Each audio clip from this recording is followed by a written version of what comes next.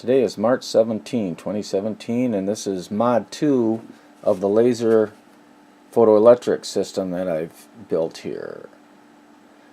Anyway, this is a visible laser here.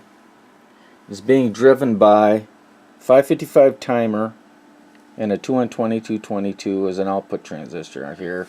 It's driving it with about 120 microsecond pulses you can see on the scope.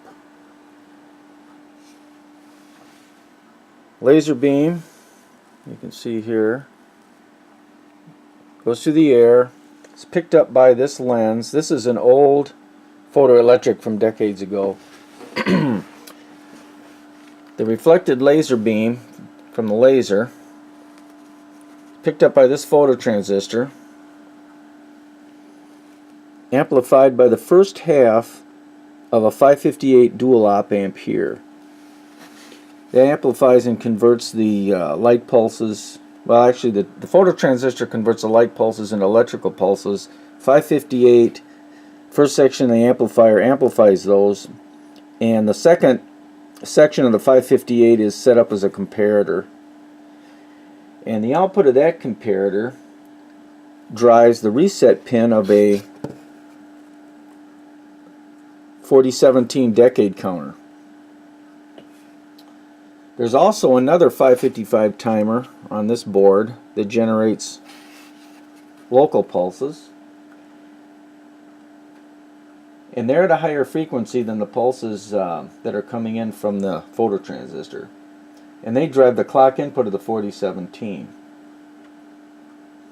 So you have the 4017 that's counting these pulses from this 555 timer, and at the same time you have the reset pin of the 4017 driven by incoming pulses from the transmitter.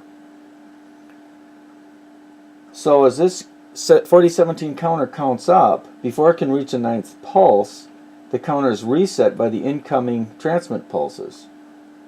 So now if you block the beam like this, you can see the output goes high. What's happening is the incoming pulses are resetting the 4017.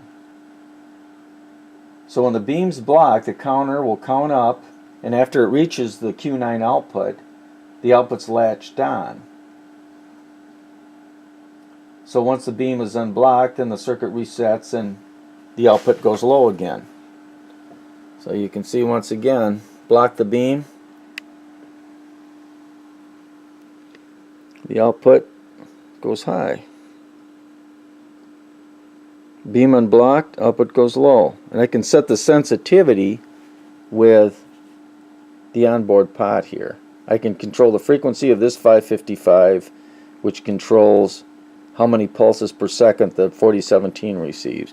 This socket here, right now that's driving just an LED, will actually be driving a 12 volt relay, but the LED is set up right now just for testing purposes. Anyway, that's Mod 2. Next step, package everything up, get it outside, and we'll measure and see what the distance will be.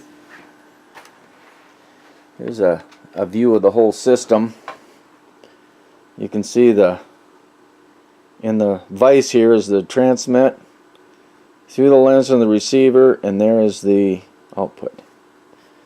So that's the test for March 16, 2017.